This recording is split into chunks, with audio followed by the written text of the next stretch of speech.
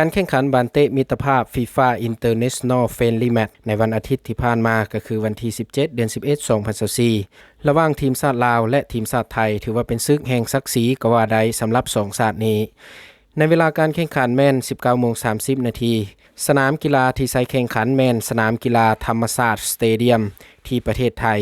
ผลการแข่งขันของคู่นี้แม่นทางทีมชาติไทยและทีมชาติลาวแม่นบ่สามารถกินกันลงได้เสมอกันไป1-1ทีมชาติไทยได้ประตูจากหมายเลขเบอร์16เสกสรรลาตีในนาทีที่60และทีมชาติลาวของพวกเฮาได้ประตูจากหมายเลข17มิสเตอร์บุญพจันทร์บุญกองกัปตันทีมชาติลาวของพวกเฮาในนาทีที่69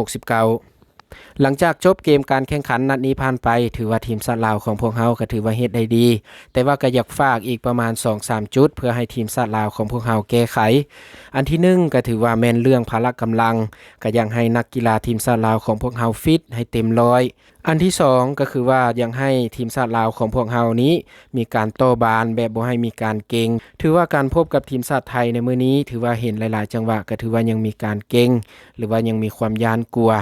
โดยรวมก็ถือว่าเฮ็ดได้ดีจุดที่3มันยังให้แก้ไขก็ถือว่ายังให้ทีมชาติลาวของพวกเฮานี่มีเล่ห์เหลี่ยมในการตัดฟาวล์ผู้ต่อสู้จากแดนกลางถือว่าเป็นการตัดไฟจากต้นลมก็ถือว่าดีในการตัดฟาวล์นี้ก็บ่ถือว่าจะเฮ็ดให้นักเตะบ้านหรือว่าทีมกองกันข้ามมันเจ็บอาจจะเป็นการดึงการกอดก็คือเฮาเห็นในนัดนี้ทีมชาติไทยที่เขาเจ้าได้ตัดฟาวล์ของทีมชาติลาวของพวกเฮาเขาเจ้าก็บ่ได้เฮ็ดแฮงเพียงแค่เล่นบานไปอาจจะเตะขาคองขา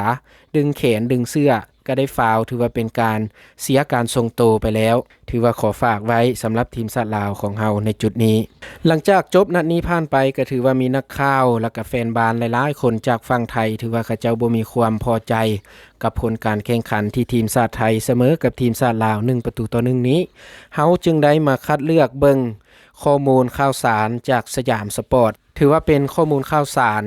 จากช่องดังจากประเทศไทยหรือว่าเป็นสื่อข่าวดังจากประเทศไทยผลเสมอกับสปป.ลาว1-1ถือว่าเฮ็ดให้ทีมชาติไทยนี่บ่ชนะภายเลยใน FIFA Day ในเดือน11 2024ที่ผ่านมาแต่เกมนี้ถือว่าหนักกว่าผู้ต่อสู้เพราะว่าทีมชาติไทยของพวกเฮาแม่นอยู่ในอันดับที่96และทีมชาติลาวแม่นอยู่ในอันดับที่186นั่นก็บ่สมควรที่จะมองข้ามทีมเตะบาสในอาเซียนอีกต่อไปเฮามาเบิ่ง5ประเด็นหลังเกมจากข่าวชื่อดังของประเทศไทยว่ามีอย่างแน่ 1. เป็นอันว่า2เกม FIFA Day ของทีมชาติไทยของพวกเฮาในยุคของโค้ชมาซาทาดะอิซิอิในเดือน11 2024ที่ผ่านมานี้ส่งผู้เล่นหน้าใหม่ลงสนามเกือบครบหมดทุกตำแหน่งฉะนั้นเหตุให้ทีมชาติไทยของพวกเฮาสุดใหญ่ในสุดนี้ถือว่าบ่มีความสมดุลในการเตะบาสและมีแต่นักเตะหน้าใหม่ถือว่ายังบ่ทันมีประสบการณ์ที่เพียงพอที่จะเอาชนะทีมชาติลาวและทีมชาติลาวก็ถือว่าลิ้นได้ดีหลายในนัดนี้ประเด็นที่2ก็ถือว่าเป็นมุมมองที่ดีอีกอย่างหนึ่งที่กุนซือทีมชาติไทยของพวกเฮาอย่างโค้ชมาซาทาดะอิซิอิเปิดโอกาสให้กับนักเตะหน้าใหม่ได้มีโอกาสติดทีมชาติไทยโดยบ่มีข้อแม้ใดๆแต่ก็ต้องได้มั่นฝึกซ้อมและเข้าใจแทคติกแผนการลิ้นประเด็นที่3ก็คือในปัจจุบันนี้สปป.ลาวอยู่อันดับที่187ใน FIFA Ranking ซึ่งเป็นอันดับที่39ของเอเชียและเอาเฉพาะภูมิภาคของเอเชียของพวกเฮาเท่านั้นและทีมชาติลาวก็ถือว่าอยู่อันดับที่10ของอาเซียนของพวกเฮาขนาดอยู่อันดับที่10ของอาเซียนพวกเฮาทีมชาติไทยก็ยังบ่สามารถเอาชนะพวกเขาได้ต่อไปนี้แม่นพวกเฮาบ่สามารถประมาททีมชาติลาวได้อีกแล้วการันตีจากผลการแข่งขันในนัดนี้ก็คือเสมอกันไป1-1ถึงว่าการแข่งขันในตลอด90นาทีพวกเขาจะเป็นฝ่ายรับอย่างเดียวแต่ถึงอย่างใดทีมชาติไทยของพวกเฮาก็ถือว่ามีแผนการลิ้นหรือว่าต่อเกมเพื่อทำประตูที่จะเอาชนะทีมชาติลาวให้ได้แต่มันก็บ่เป็นไปตามที่ฝันไว้ก็บ่เป็นหยังผลสกอร์ที่เกิดขึ้น1-1ระหว่างทีมชาติไทยพบกับทีมชาติลาวมันบ่แม่นเรื่องบังเอิญอย่างแน่นอนในทีมชาติของตัวเองที่พัฒนาขึ้นเทียบเท่ากับประเทศอื่นๆในเอเชียตะวันออกเฉียงใต้ในอนาคตจากนี้ต่อไปสำหรับทีมชาติลาวในอนาคตก็ถือว่าบ่แม่นทีมน้อยๆที่พวกเฮาจะมองข้ามได้อีกต่อไปสำหรับปัญหาเดิมๆของทีมชาติไทยคือการใช้โอกาสที่เปลือง เกมนัดก่อนก็เสมอกับเลบานอนก็บ่มีโอกาสที่สูงไปกว่านี้เลยแต่การเปลี่ยนแปลงการยิงประตูก็บ่สามารถยิงได้จบสกอร์ก็บ่ได้และมานัดนี้ที่พบกับทีมชาติลาวก็เช่นเดียวกันใช้โอกาสเปลืองที่สุดในอนาคตทีมชาติไทยของพวกเฮาก็ควรที่จะไปปรับปรุงแก้ไขและทบทวนคืนถ้าหากว่าทีมชาติไทยของพวกเฮาอยากจะไปฟุตบอลโลกให้ได้นับจากนี้ไปถือว่าเป็นการบานนักให้กับโค้ชอิชิอิของพวกเฮาอย่างแน่นอนต้องได้แก้ไขโดยด่วนทีมที่ส่งบอลโต้กันไปมานั้นยิงได้เพียง13ประตูเท่านั้นถึงว่าอดีตเทรนเนอร์คาซิมะแอนเลอร์ได้รับการยกย่องในการคุมทีมชาติไทยที่เสมอซาอุดิอาระเบียและเกาหลีใต้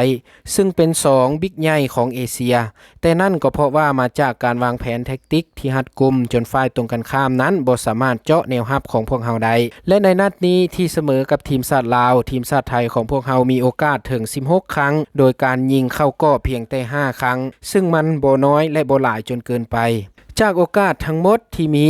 ซึ่งได้มาจากการผิดพลาดเล็กๆน้อยๆของแนวรับของทีมชาติลาวอีกต่างหากถือว่าทีมชาติไทยของพวกเฮาในยุคนี้ถือว่าควรได้รับการแก้ไขโดยด่วนแน่นอนว่าการที่ทีมชาติไทยของพวกเฮาเสมอกับทีมชาติลาวย่อมเฮ็ดให้ทุกฝ่ายที่เกี่ยวข้องต้องหันหน้ากลับมาปรึกษาหาต้นตอสาเหตุที่เป็นปัญหาเพราะว่าทีมชาติไทยของพวกเฮามีตัวผู้เล่นเหนือกว่าทีมชาติลาวหลายๆด้านที่สำคัญแม่นทีมชาติไทยของพวกเฮาแม่นได้ลิ้นในบ้านของตัวเองดังนั้นศักยภาพของนักเตะแต่ละคนควรเฮ็ดได้ดีกว่านี้สถิติหลังเกมก็ฟ้องให้เห็นทุกอย่างแล้วและรวมไปถึงปัจจัยรอบด้านที่มุมมองคนไทยก็ต้องชนะเท่านั้นแต่มันก็อาจจะจริงเพราะว่าทีมชาติไทยของพวกเฮามี FIFA Ranking นั้นดีกว่าทีมชาติลาวแต่ต้องอย่าลืมว่าคุณภาพสีตีนของทีมชาติไทยของพวกเฮานั้นจะสูงกว่าทีมชาติลาวแนวใดก็บ่ต้องควรประมาทแต่ก็ต้องยอมรับว่าการเสมอทีมชาติลาวในบ้านของตัวเองนั้นถือว่าเป็นการล้มเหลวอย่างสิ้นเชิงในประเทศ11อาเซียนนี้ถือว่ายังมีทีมชาติเวียดนามในปัจจุบันนี้ถือว่ายังมีการจ้องที่จะล้มทีมชาติไทยให้ได้บ่ว่าจะเป็นมาตรฐานในการลีนบานในพรีเมียร์ลีกของเขาเจ้าเองนอกจากนี้ก็ยังมีทางทีมชาติอินโดนีเซียก็ยกระดับแบบว่องไวแถมมีตัวผู้เล่นโอนสัญชาติหรือว่ามาเลเซียก็พัฒนาขึ้นมาเรื่อยๆลีกของทีมชาติมาเลเซียก็ถือว่านับแข็งแกร่งขึ้นเรื่อยๆเท่าที่เราเห็นและนี่คือ3ประเทศที่พร้อมจะขวางความสำเร็จของทีมชาติไทยของพวกเราและอีกทีมหนึ่งนั่นก็คือทีมชาติลาวที่แสดงให้เห็นแล้วว่ามื้อนี้วันที่17เดือน11 2024เสมอกันไป1-1ก็คือทีมชาติไทยของพวกเฮาก็บ่สามารถเอาชนะทีมชาติลาวได้และสุดท้ายนี้ฝากแฟนบอลทั้ง2ชาติบ่ว่าจะเป็นทางทีมชาติลาวและทีมชาติไทยก็ขอให้ทุกท่านนี้ติดตามชมเชียร์ระหว่างทีมชาติลาวและทีมชาติไทยอีกต่อไปสำหรับทีมชาติลาวของพวกเฮาในนัดนี้ก็ถือว่าขอยองยอชมเชยที่เฮ็ดผลสำเร็จถือว่าบ่ชนะแต่ก็เสมอกับทีมชาติไทยสุดใหญ่ได้1-1ถือว่ามีความภาคภูมิใจหลายแล้ว